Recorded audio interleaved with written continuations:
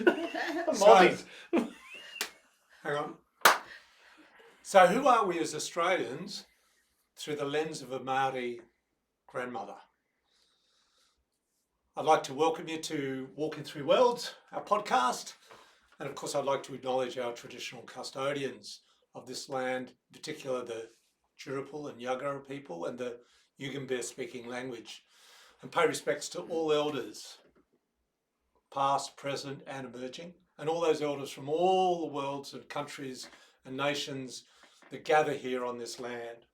And particularly I respect the Australian Aboriginal people and the Torres Strait Islander people of this land of Australia.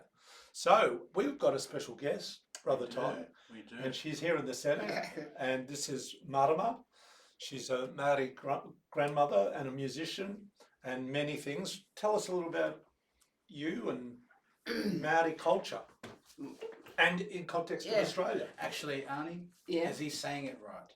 Marama, yep, that's right. No, but Maori? Maori. Maori. Oh. Maori. Maori. Thank you. Maori. That's good. Marama is, I've been in Australia since 1983, so I consider myself to be a Mozzie. That's that's what they call us now, Mozzies. Mozzies, yeah. Mao. And I am Maori. I was married to a Tahitian. So we're all part of the Polynesian islands, and he passed about 10 years ago. But his memory lives on, and our children, we have 8 children and 27 grandchildren and 3 great-grandchildren. So that's our legacy together. 4 born here in Australia. 4 of my children were born. Nearly all my grandchildren, bar about 5, were born here as well. So I've got a stream of Mozzies now. And what for you, as a person from New Zealand, that is your country, that is your land. Yes. And how do you sort of reconcile that in terms of working with non-Indigenous and Indigenous people from this land and other Polynesian cultures? I've really had no difficulty at all. Like, we were on Hamilton Island and Hayman Island for almost 10 years, and we worked a lot with Jabukai, with a lot of Indigenous people there. They're my best friends. You know, I know Auntie Betty and them from around here in Logan. Logan is where we moved to after we left the Whitsundays. Before that, we were 5 years in Sydney. And but you know, I love being here. I've never had any kind of issue. You know, my issue most times has been with my own. You know, it's true. It's true, because you know, they have problems because if they don't speak the language, and you know, all their children now are born and bred here in Australia, and they live that way, and sometimes they forget our protocols, or they forget who they are. It's an identity thing. How important is that? How do you feel that's important? You've kept that most of your life. I've really tried to maintain that through the dance, through music, through maintaining our traditions, and then through going home a lot, you know, to maintain that connection. So where is home? Home in New Zealand? Well, you know, I was born in one place, but my parents came from another place, 2 different places.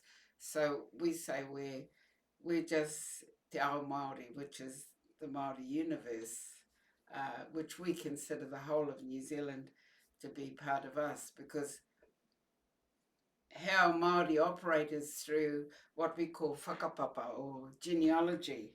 So our genealogy, once you marry into different families, it stretches through different lands and now the world.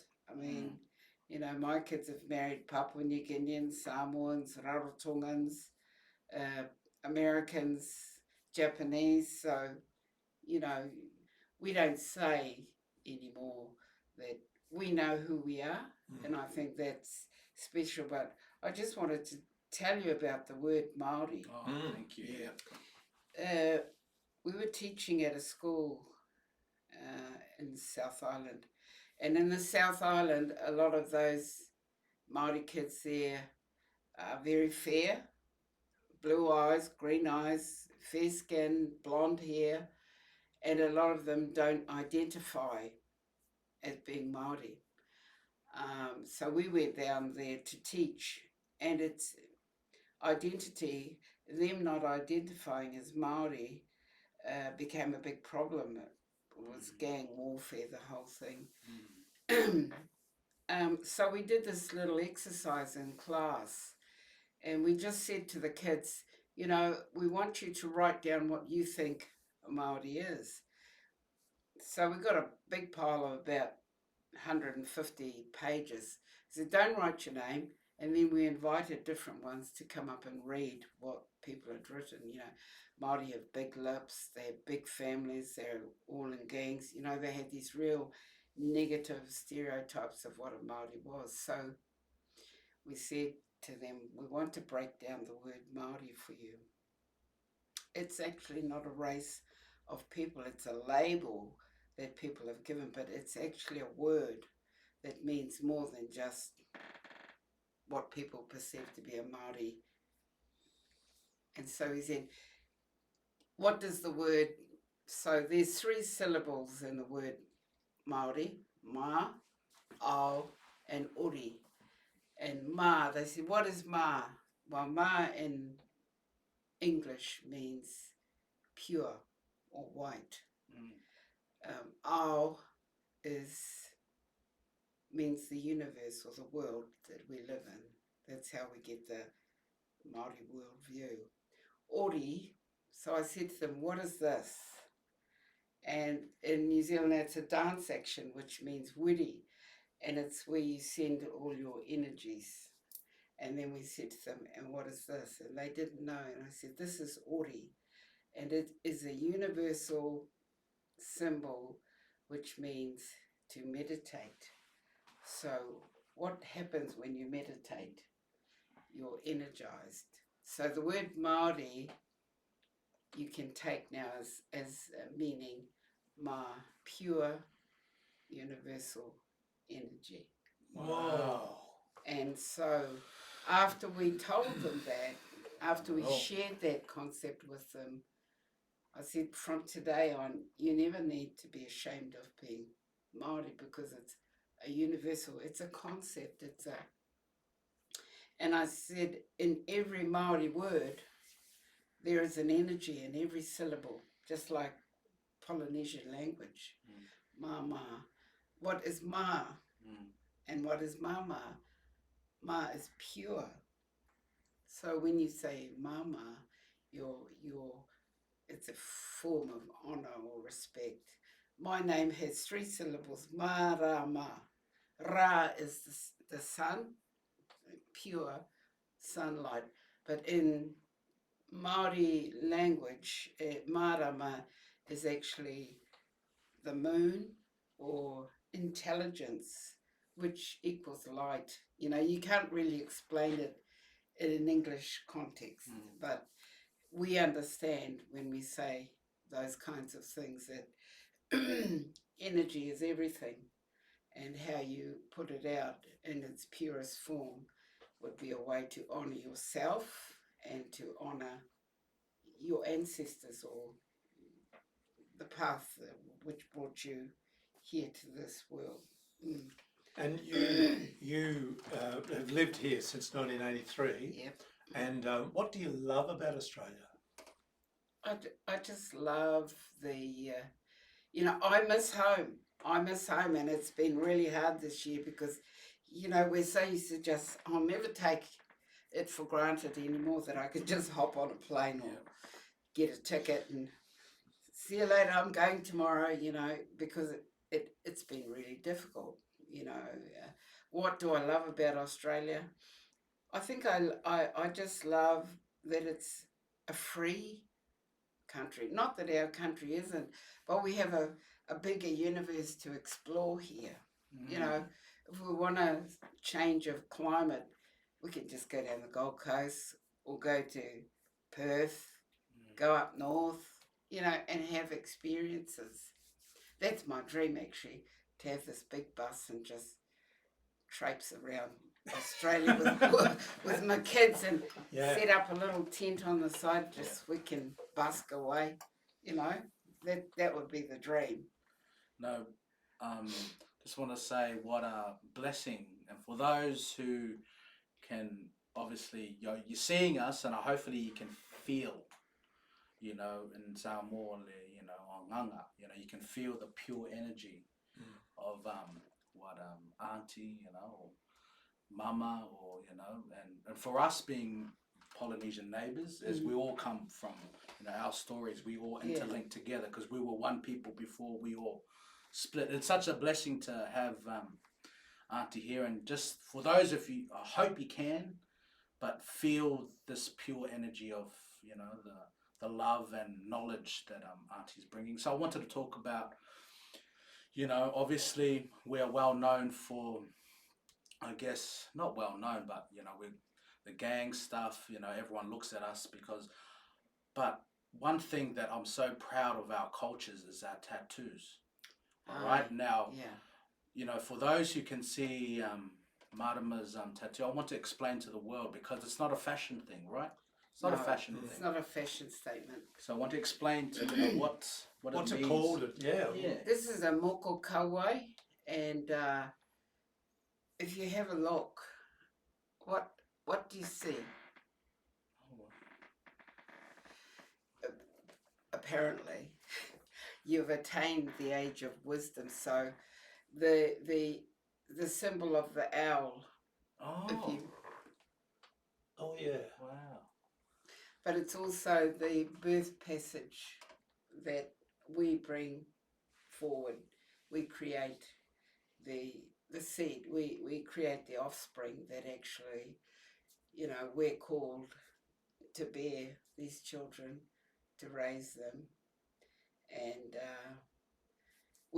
we took back this tradition because it was lost through colonization, and with it was destroyed a whole lot of our protocols, our traditions. You know, they really tried to whack it out of us through either Christianity or, you know, different means. But, you know, I'm not looking to make any of those things a victim. But what I am saying is that for many of our people that live here in Australia now, they find it difficult to identify. So they're bringing back, starting to renew their identities through ta'amoko. And ta'amoko is actually ta is to tap,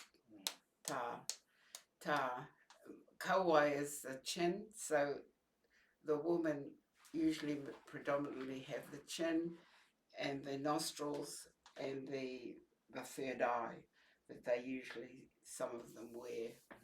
But I chose my tattoo artist, my tāmoko artist is Turumakina Dooley, he moved here to Australia as well, and him and his wife, they're really traditional practitioners of this craft. Now he does the hand, you know, not the machine. He does the machines, but he traditionally does the shark teeth, just like how you get yours done. Yeah, because Brother Ty has got so traditional tattoo. It's funny that Auntie's message, like, you know, because a lot of our people, like, same with Christianity, and you know, it was good. you know, Jesus was amazing, and he, you know, and we can't say that, but I'm grateful for our ancestors, you know, the Taitu'uga family, because just like in New Zealand Maori, there's certain clans that can do the tattooing. We call them tafunga. You know, you can't just go to the tattoo shop or the tattoo person. You have to go through these bloodlines, and we've kept the traditional. We call it a au, and you can see, I have to do mine. Can't see it on camera yet. Oh, you can't see it on camera. No, you can also. But that one's Step up on the stool. Yeah. Oh, there you go. Can you see it on camera? Yeah. I got it here. So, you know, I'm very lucky. That's why I love to, you know, express my my love to Auntie, because, you know, she wears it with pride, and, you know, and I wear it with pride, and especially, you know, we don't really, we show it when it's a big ceremony, and we have to take our top off, because it comes from, obviously, if you can see. Yeah. So my grandmother, or Mama Siolo, said, you know, ele tatau oil or tatau lawainga, meaning this is not my tattoo, this is your family's tattoo. So when I sat in pain for 2 weeks or 6 days, that's to bleed for my old people. But when I dance, when there's a big ceremony, that the other clans know, he's got his one for my clan. Family. Yeah, so no, it's just beautiful just to, you know, hear. I think there's such a beautiful lesson from looking at New Zealand and, you know, the Maori people. I was lucky and fortunate enough to go there for the first time at the end of 2019 to have our first granddaughter, who's with us currently at the moment because New Zealand's open. But what I noticed, a big difference, although, you know, in some places in Australia it's not true. It's true that, okay, so what happens is all the Maori language, when you visit a township or a regional town, or it's all got Maori language. It's very strong everywhere, you know, and there's always the English name, or actually it's the Maori name, then the English name. Yeah. You know, they've even got Also it the schools. Yeah. See, all my nieces and nephews, they're doing the haka, or the, you know, all the traditional ones, and it's like amazing, and, you know, to see. And you schooled in New Zealand, and that was the thing. One of the lessons you taught me, I was at one of our brothers' funeral, and there was one gentleman that wanted to do the haka, and at first, you know, Taitu'uga said, no, I won't get there. And then when he got up on his own, you just automatically got up and did the haka with full passion and full, as though like, okay, I'm going to support my brother here. He got up and did it with so much energy, and then just sat down as though nothing happened. Like, I watched him, all that energy was expended, and it was just beautiful because it was from spirit, not just, oh, I've got to do this, but you were there in total body, mind and spirit to support him with that haka. Well, it was a beautiful thing, because obviously I'm born in New Zealand, but I grew up in Porirua, and then I lived in most of my life in Titahi Bay, and so Titahi Bay, so I went to Titahi Bay North, and the thing is, like, that was part of, like, school. Was we had to learn, like, you know, Maori dances, and I remember, if you don't know, well, the Kiwis will know that the amazing singer who sings "What's the Time, Mr. Wolf," Papa Ruia, we called him. He was the teacher at the school, but we didn't even know, because he was just a teacher, and that was the thing which I think saddens my heart for my children who are Indigenous, that they don't have the same as they got. You know, New Zealand. I feel New Zealand's got it right. You know. Well, you know, we work on it. You know, and I think getting as many politicians as we have into Parliament really helps. But she's been a great support as well, Jacinda. You know, I went your to, Prime Minister. I hope you're listening. I went to school. I went to school with her dad. Her dad is actually a twin, Ross and Ian. So, and he was actually the principal when my son went to the college. Wow. So, they just live locally. What I love about New Zealand, like, there's 5 million population, and they've always punched above their weight in terms of film, music, Mm. the arts, sports, yeah, you know, Sports, mate. and you know, Australia, we can say, okay, we're still a small country, really, in comparison to a lot of countries around the world. We're only 25 million. America's something like 330 million. You know, even Indonesia, our nearest neighbour, is like, I don't know, 290 million. They do. You know, we're only 10%, less than 10% of their culture. But New Zealand always strikes big. Even Australia, for its small size, does strike big. And we have such a beautiful relationship with New Zealand. We're very close, even though colonisation occurred for both of the countries. I think both of the first peoples in both of those countries are finding their way back to be allowed to express their culture and to be proud of who they are and stand with their identity and, you know, and belonging. And that's what I'm excited about, because the journey for our first peoples is, and a lot are there, like a lot are already there, and there's a lot who aren't there. So they're all at different stages, and same probably true in New Zealand. But ultimately in another generation or two, you can walk in those 2 worlds, 3 worlds, be proud, like you're New Zealand, you're an Australian, you know, you've got all this heritage through Tahitian, you know, the Tahitian. I think for most of us, you know, we have this saying in New Zealand, tūranga waiwai, and it's a place to stand. And because the whole world is as mobile as our phones now, Yes. you know, we can't really say we come from this place or that place anymore, because the fact is our kids are going to take off and go wherever they want looking. You know, I mean, they do that now. So I think the world just has to come to terms with the fact that we have no boundaries. In our mind, there are no barriers except what politics or government put on us. But in ourselves, I believe that we can live our lives fully by, you know, just thinking, doing the right thing for yourself and for your little space. Because where I stand right now, this is my place to stand. You know, so wherever you are, the space that you occupy, make it good. You know? I love that. There was a quote someone said, wherever I am is who I am and where I'm at, or something. It was a beautiful little saying. Also, talking about your growing up, I remember a conversation we had some time ago, and you told me that at 16 you were whooshed away to America. Tell us a bit about that. 16, I was going to a school in New Zealand, and I couldn't stand college. I was an okay student, but I just really, my guitar and singing was my whole world.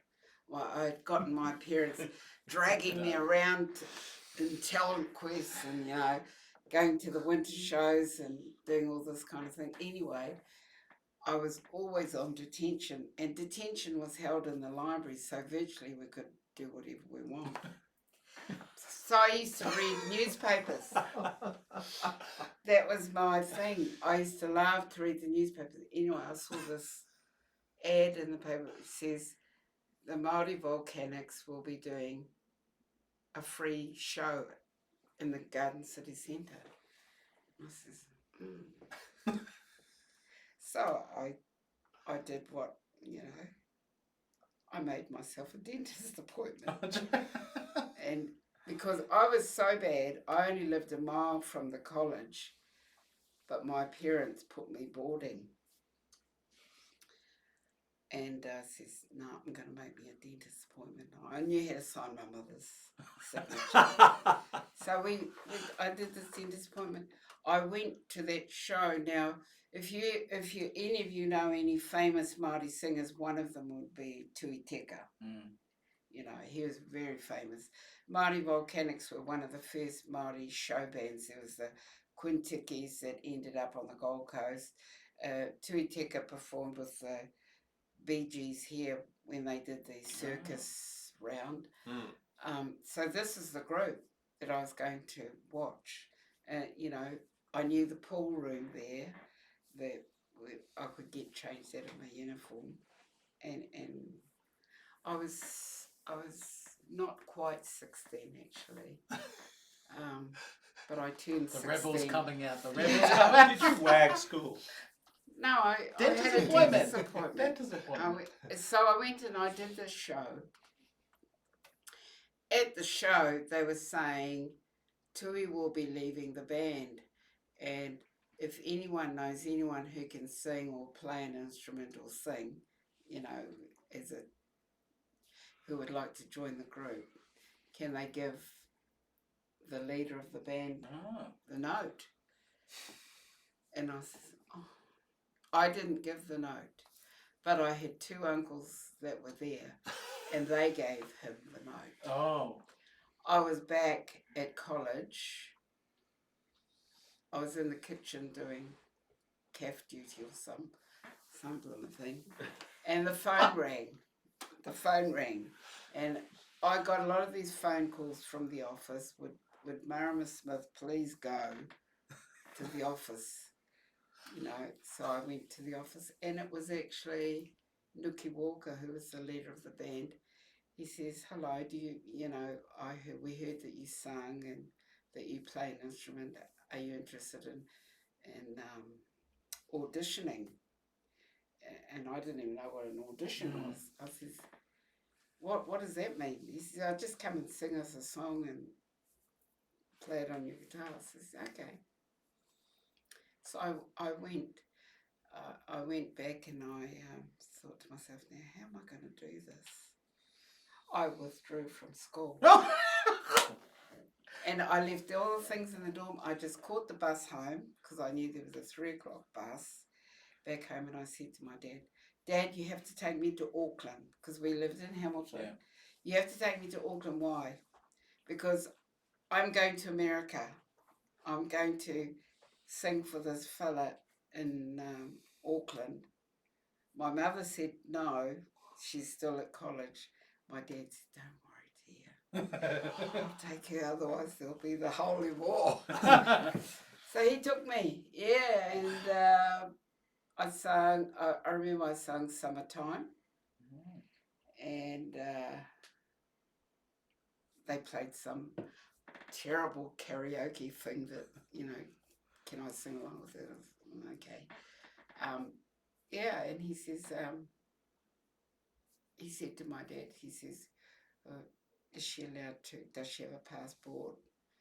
And I was thinking, I ain't going home. So I ended up staying there, and 4 weeks later we flew from Auckland to Papeete to Los Angeles to New York. And how long were you in New York? Oh, well, I spent 2.5 years with them. We did every Playboy club on the East Coast. We did Bermuda. We were there for 6 weeks. We were in Jamaica. Oh, jeez. When Muhammad Ali had his fight, because Joe Frazier was sparring at the McAfee, New Jersey. What Playboy year was Club. this? What year, roughly? 1971. Wow, what a time to be in New York. So they had the Kenny Rogers in the first edition. For New Year's Eve, we did McAfee, New Jersey Playboy Club opening. So you had Doc Severinsen, Mel Torme, Duke Ellington, Kenny Rogers in the first edition, Joe Frazier and his kids. We went shopping together. Wow. And the Maori Volcanics. Yeah. We were in the Playmate Lounge. So there was all, but I was fortunate enough that our drummer that we had then, Billy Nuku, he had just finished touring with Cilla Black in the UK, and he says, hey, let's go up and catch the rehearsal for Duke Ellington and Mel Torme. And I'm really sad because I really didn't even know who they were. You but I The got, Duke's a legend. yeah. The legend. And so I remember him because I was like about from here to there away from him, sitting with him. He wore a toupee and he had the longest fingers and beautiful hands. I had a bird's eye view of that and just sat around. He was sort of talking to Billy, so he let Billy hop up and have a jam on his drums. And I got to sing one verse of Summertime with him. Oh, wow. Beautiful. Yeah. But who carries a camera? Oh no. Yeah, that's You right. know? Yeah, But you're I living in the have, moment. I have the memory, and I'll Yeah. always remember that. I That's think incredible. for me, listening to that story, I think before we wrap it up, is Auntie just following your passion. Following, because you could have stayed at school. Mm. I wasn't going to. Stay at school, kids, though. But I'm just saying. You were saying I'm about just your own saying, kids, they could go anywhere. And You my encourage kids have the same. I mean, I've dragged them all around the world. We were in Japan for 9 years. We were in Far out. Thailand. We were in the States. We were in Hawaii. I stayed with them for 2.5 years, and then I was 18 and a half, and I was really homesick, but I didn't want to come all the way home. Mm. So my big brother was going to school in Hawaii, so I rang my mum, and she said, "Oh, do you want to go back to school?" I lasted there for 6 months or something. I met my husband, and then we took off. That was the end of that. Yeah. What key do you do summertime in? Any A minor, B minor, B flat, because all those saxophonists, they like B flat. You should Yeah. guitar. Oh yeah. Yeah. Yeah. You wonder. Keep talking. Yeah, No, yeah, no, yeah. So they, it was just, I had a whale of a time travelling. Yeah. But I ain't finished yet, No, you're still performing. I'm still, they rang me. Yes. BMAC rang me, says, we've got 5 dates for you. We've approved this application. I said, did I have an application? I said to my son, I don't have an ABN number anymore, son. He says, what's that for? And he says, oh, for this job to sing for the Brisbane City Council. And he says, no, I applied for that for you. I said, well, tell them to deal with you then. I said, I don't want to go through all that stuff anymore. Yeah. And he says, yeah, Mum, no, they're supposed to ring me anyway. So I said, yeah, okay. So that's beautiful. So I think our beautiful cameraman. Do you want to play it or you want me to play it? Oh, you play it. And you can play sing. You can I sing. think We're this going to might have be a song. And this is a good way to end our program. Look, I just want to acknowledge once again, Auntie, what a beautiful spirit you have, and and like she was saying, knowing your whakapapa for us is, ngafa, and it's so important, isn't it, to remember our old people, and just to hear her story. Kids stay at school, but that passion, because I'm the same. That passion drove me to where I get where to you go. are today. And it's so awesome, because we see Auntie as our like a beautiful spirit, cultural woman. Now we know she's forging and going dentist appointments just to go for audition. But isn't that a beautiful story? Because you do whatever it takes. Once you find your passion, you do whatever it takes. To maintain. You do it in A minor. Yeah. Can I ask a question? Yes. Yeah, go for it. Over there. Why Australia? It's closer to home, so I can just jump back and forth. Well, I used to be able to jump back and forth. Same here as well. It's more. But also, I feel a really strong affinity with the Indigenous people because we host a lot of them in New Zealand. They come there to, we learn from each other. Yes. And they know that we're really strong with the sovereignty movement, decolonisation. The word decolonisation, isn't that a funny English word? Colon, you look at that. Yeah. Get the shit out of your eyes. Ain't that the truth? Decolonise. Yeah. I always, it's funny that it ends with the eyes. Yeah. You just gotta, they've just got to get rid of the crap that they feel and just free themselves. I just say people need to live free, you know, Yes. and dwell in that positive realm. Yeah. You know, I mean, everything is so faith-based now. It's really hard to, you know, to free our minds of anything that is innately our own. Yeah. And that's what I want to Well, take remember us about out that. Yeah. on a song. Thank you, everyone, for listening to Thank you Walking the for World. coming. Yeah. And we're going to bring Dougie around. Hey, here Doug's comes the Doug. cameraman and the studio man.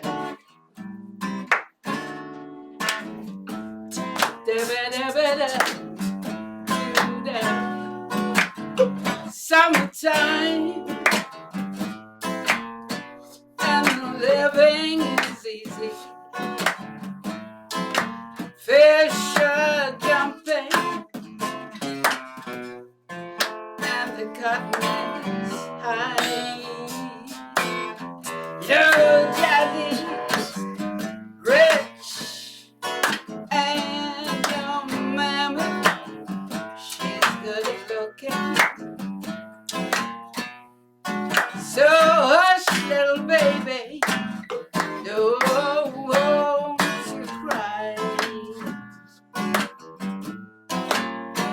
One of these moments, you're gonna rise up singing, and then you'll spread your wings and you take to the sky. But until that morning, there ain't nothing can harm you. With Daddy and Mommy standing by. Tag it. With Daddy and Mommy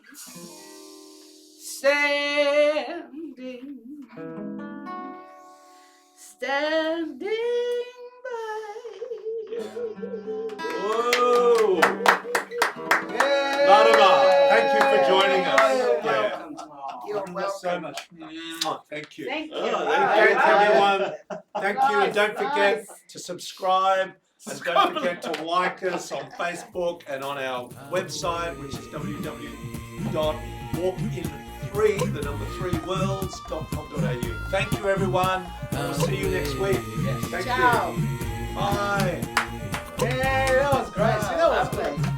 There you go. shame now I know your family. What's